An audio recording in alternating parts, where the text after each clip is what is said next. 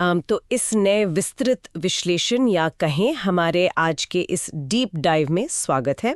आज हमारे सामने जो स्रोत हैं वो मनोविज्ञान, न्यूरोलॉजी और मानव क्षमता के बिल्कुल चौराहे पर खड़े हैं। बिल्कुल। और आज का हमारा मिशन बहुत ही स्पष्ट है।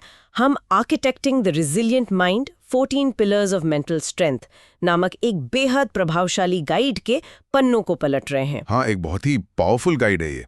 मतलब इस डीप डाइव का मकसद इस ज्ञान को ऐसे डिकोड करना है कि जो भी इसे सुन रहा है वो आज से ही अपने मानसिक ढांचे में, अपने सोचने के तरीके में एक वास्तविक बदलाव महसूस कर सके। सही कहा।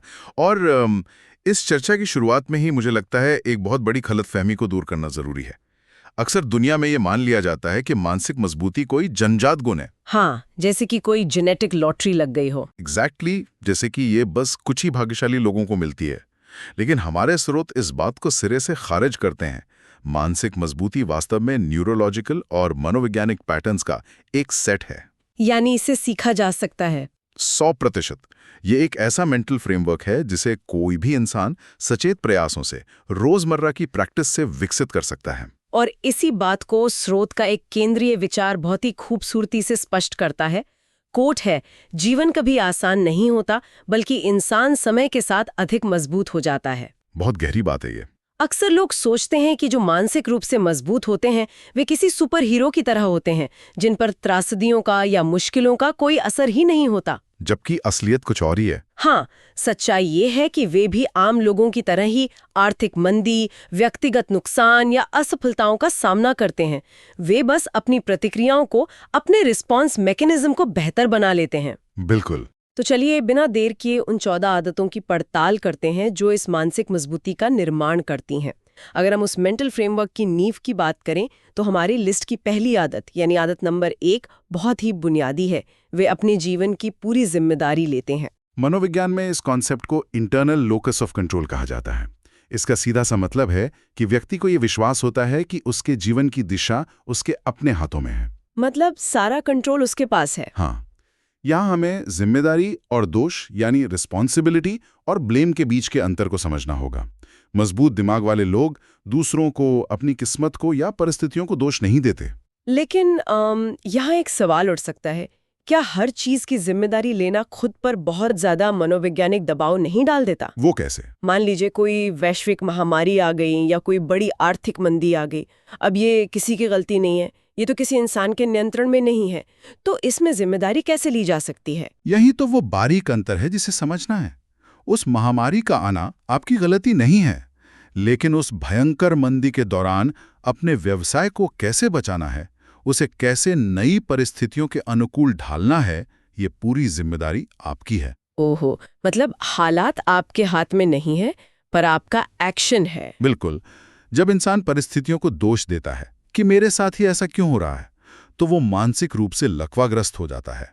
वो अपने कार्य करने की क्षमता, अपनी एजेंसी को सरेंडर कर देता है। सही बात है। इसके विपरीत जिम्मेदारी लेने से व्यक्ति को तुरंत एक शक्ति मिलती है। वो पूछता है, ठीक है, स्थिति खराब है, लेकिन इसे सुधारने के लिए मैं क्या कर सकता हूं? इसीलिए कहा जाता है कि इंसान का असली विकास वहीं से शुरू होता है जहां दोष देना खत्म होता है। ये एक बहुत ही पावरफुल शिफ्ट है नजरिए में। और जब हम खुद के रिस्पॉन्स की जिम्मेदारी लेते हैं तो वो सीधा हमारी दूसरी आदत की ओर ले जाता है। आदत नंबर 2, वे अपनी भावनाओं को नियंत्रित करते हैं। हम सब जानते हैं कि भावनाएं एक बहुत ही आदिम न्यूरोलॉजिकल प्रतिक्रिया हैं। तो जब भयानक गुस्सा या डर आता है, जिसे हम अमिगडाला हाईजैक कहते हैं, तो उससे कैसे निपटा जाए? यहाँ रहस्य भावनाओं को दबाने में बिल्कुल नहीं है। हाँ, सप्रेशन तो और खराब है। एग्जैक्टली। अगर कोई अपनी भावनाओं को जबरदस्ती दबाता है तो वो मनोवैज्ञानिक रूप से बहुत विनाशकारी हो सकता है।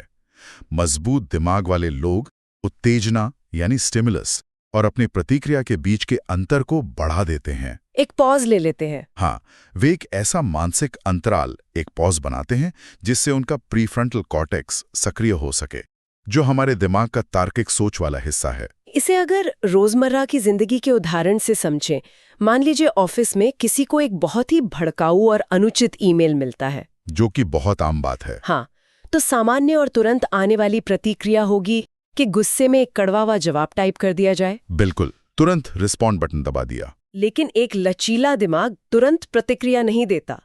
वो एक गहरी सांस लेता है, उस ईमेल को सिर्फ एक डेटा के रूप में विश्लेषित करता है।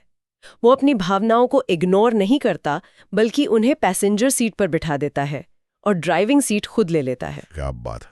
यह इस बात का प्रमाण है कि भावनाएं तो प्राकृतिक हैं, लेकिन उन पर अपना नियंत्रण खो देना पूरी तरह से एक विकल्प है। बहुत से उदाहरण हैं। भावनाओं पर नियंत्रण पाने के बाद ही इंसान असलियत को देख पाता है, जो हमें तीसरी आदत पर लाता है।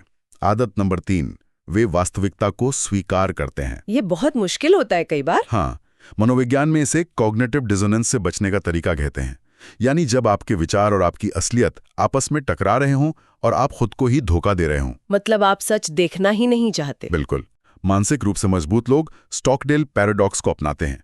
इसका मतलब है कठोर वास्तविकता का बिना किसी भ्रम के पूरी ईमानदारी से सामना करना। व्यापारिक दुनिया में इसका एक क्लासिक और बहुत ही प्रीमियम उदाहरण ब्लॉकबस्टर कंपनी का है। ओहो, वो तो सबसे बड़ा केस स्टडी है ना? जब नेटफ्लिक्स और डिजिटल स्ट्रीमिंग का दौर शुरू हो रहा था, तब ब्लॉकबस्टर के बोर्डरूम में क्या चल रहा था? वे डिनायल में जी रहे थे। बिल्कुल। उन्होंने इस वास्तविकता को स्वीकार करने से ही इनकार कर दिया कि दुनिया बदल रही है। वे अपनी लेट फीस से होने वाली कमाई में इतने सहज थे कि उन्होंने भविष्य की सच्चाई से आंखें मूंद लीं, और वही उनके पतन का कारण बना। एकदम सटीक। डिनायल या इनकार आपको कुछ समय के लिए एक झूठी राहत तो दे सकता है, लेकिन दीर्घकालिक रूप से ये पतन ही लाता है। वास्तविकता को स्वीकार करने से ही किसी भी समस्या को सुलझाने का पहला चरण शुरू होता है। जब तक मानेंगे नहीं कि समस्या है, तब तक सुलझाएंगे कैसे? एग्जैक्टली। इसीलिए जो वास्तविकता पूरी तरह से स्वीकार कर ली जाती है, वो खुद ब खुद एक हल की गई समस्या बनने की दिशा में आगे बढ़ जाती है। और एक बार जब वास्तविकता स्वीकार कर ली जाती है, तो अगला कदम क्या होना चाहिए? ये हमें चौथी आदत की तरफ ले जाता है। आदत नंबर 4, वे उस पर ध्यान केंद्रित करते हैं जिसे वे नियंत्रित कर सकते हैं।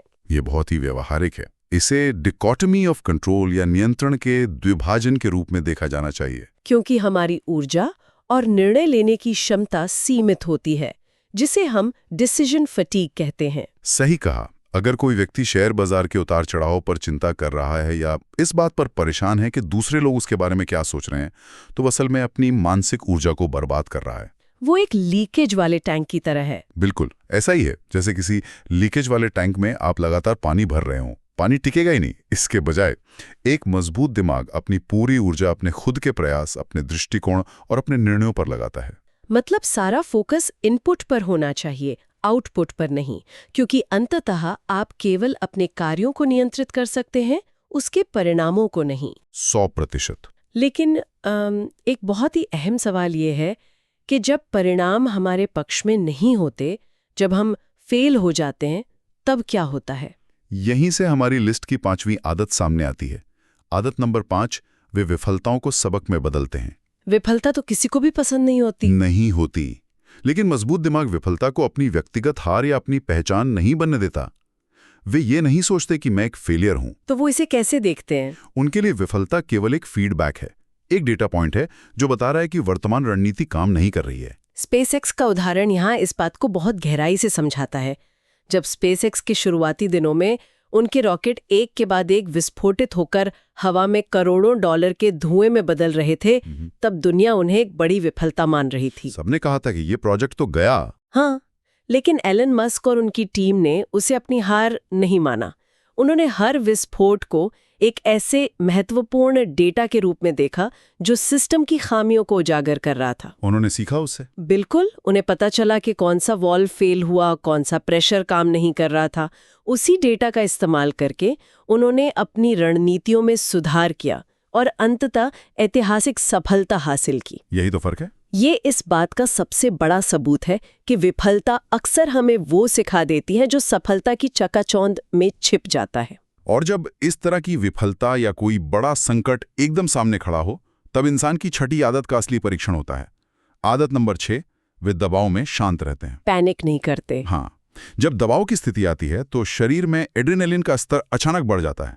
हमारा दिमाग पैनिक मोड में चला जाता है, जो तार्किक सोच को पूरी तरह से धुंधला कर देता है। वाइटल्स तेजी से गिरने लगते हैं। बहुत ही तनावपूर्ण स्थिति है। अगर सर्जन उस वक्त घबरा जाए, पैनिक कर जाए, तो इसका सीधा अर्थ है कि उस मरीज की जान चली जाएगी, लेकिन एक प्रशिक्षित और मजबूत सर्जन अपनी घबराहट को वहीं फ्रीज कर देता है। वो शांत रहकर अपनी ट्रेनिंग पर भरोसा करता है। क्योंकि शांत सोच से ही स्पष्टता आती है। बिल्कुल। संकट के समय सबसे सटीक समाधान खोजा जा सकता है। जहां घबराहट इंसान को अंधा कर देती है, वहीं एक शांत दिमाग उन रास्तों को देख लेता है जो पैनिक में छिप जाते हैं। लेकिन ये शांति और ये स्पष्टता हर दिन कैसे बनी रहे? हम हर दिन तो किसी जीवन मरण के संकट में नहीं होते। ये भी है। तो रोजमर्रा की जिंदगी में क्या करें? ये हमें 7वीं आदत की ओर ले जाता है। आदत नंबर 7, वे अनुशासन बनाए रखते हैं।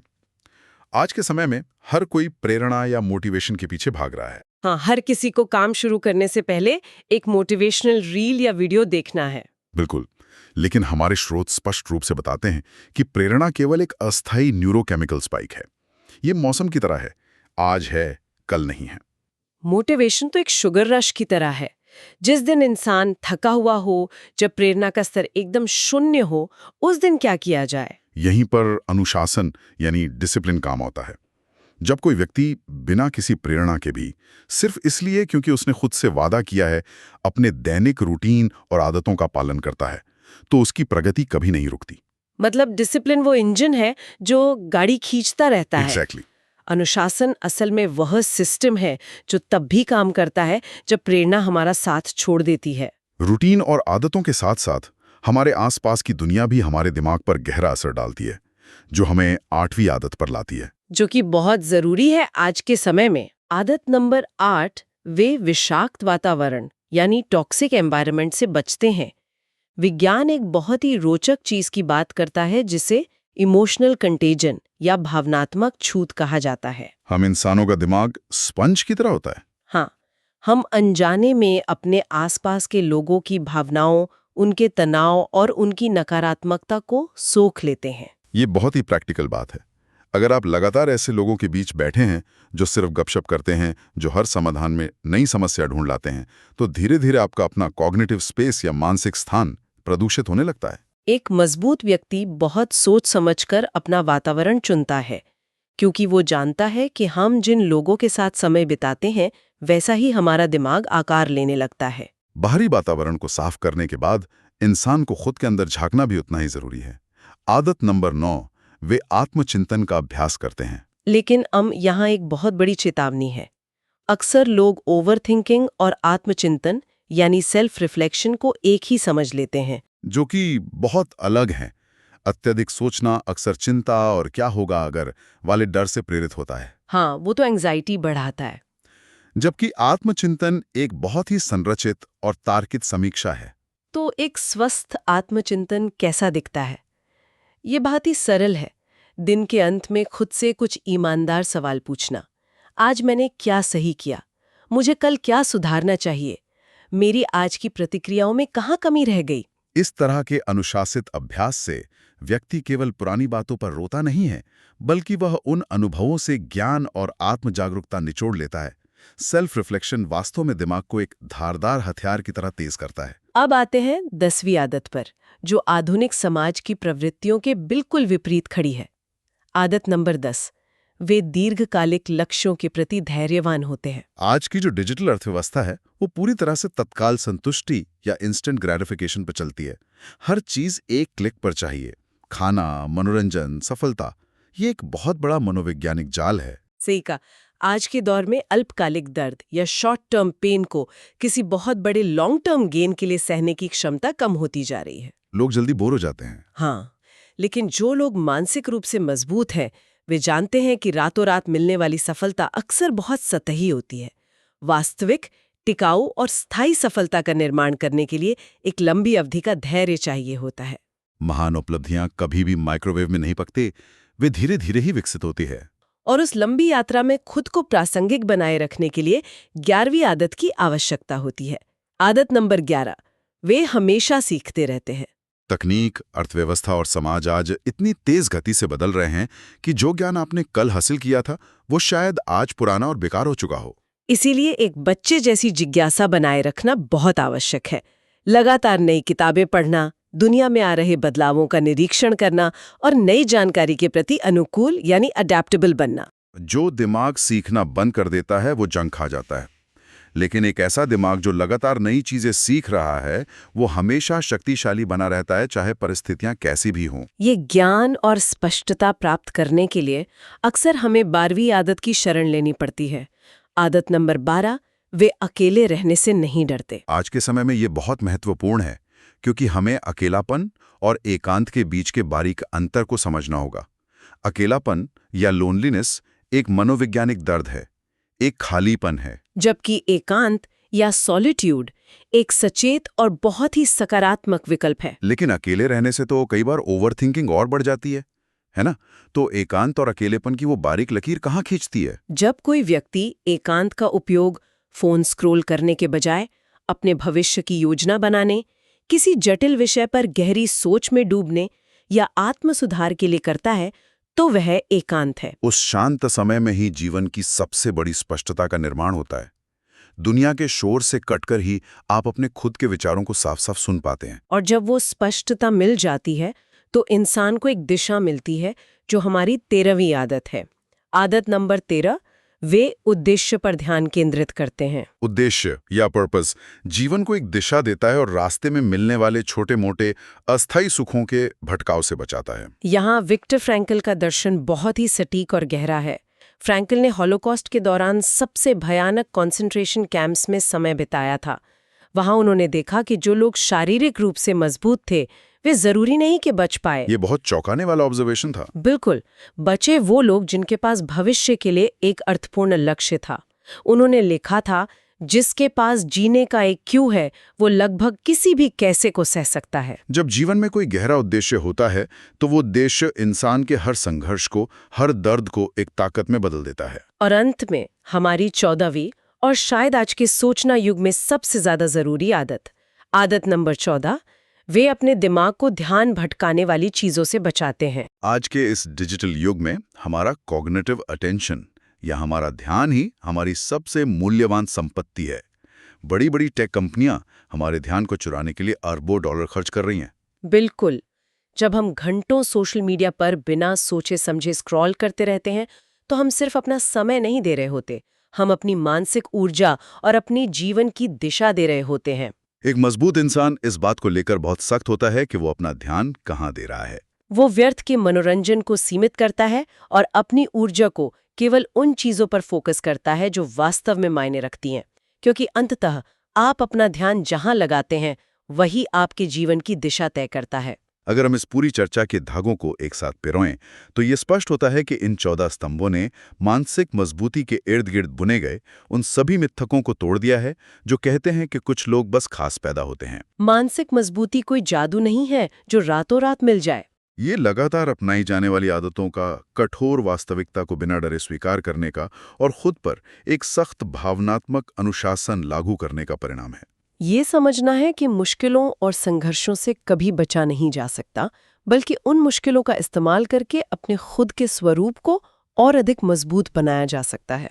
इस विस्तृत विश्लेषण के अंत में इन स्रोतों को गहराई से पढ़ने के बाद मैं एक बहुत ही विचारोत्तेजक प्रश्न के साथ इस चर्चा को विराम देना चाहता हूँ। जी बताइए। हम अक्सर इस बात पर बहुत ध्यान देते हैं कि बाहरी दुनिया की नकारात्मकता और टॉक्सिक एनवायरनमेंट से खुद को कैसे बचाया जाए। हम ऐसे लोगों से दूरी बना लेते हैं, लेकिन क्या हम कभी एक पल के लिए रुककर ये सोचते हैं कि हमारे अपने ही दिमाग के भीतर कौन सी पुरानी नकारात्मक कहानियां पृष्ठभूमि में लगातार चल रही हैं? क्या ऐसा तो नहीं कि हमारा अपना ही दिमाग, हमारे अपने ही विचार हमारे लिए सबसे बड़ा विषाक्त वातावरण बन गए हैं? ये सच में एक ऐसा सवाल है जो हम सबको इस डीप डाइव के खत्म होने के बाद भी आत्मनिरीक्षण करने पर मजबूर करेगा। अपने खुद के भीतर झांकना और उस निरंतर चलने वाले आंतरिक संवाद को सुधारना ही शायद जीवन की सबसे बड़ी चुनौती है। इन 14 आदतों के साथ अपने मानसिक ढांचे को फिर से बनाने की इस यात्रा में हमारे साथ जुड़ने के लिए धन्यवाद। खोजते रहिए, सीखते रहिए और अपने दिमाग को और मजबूत बनाते रहिए।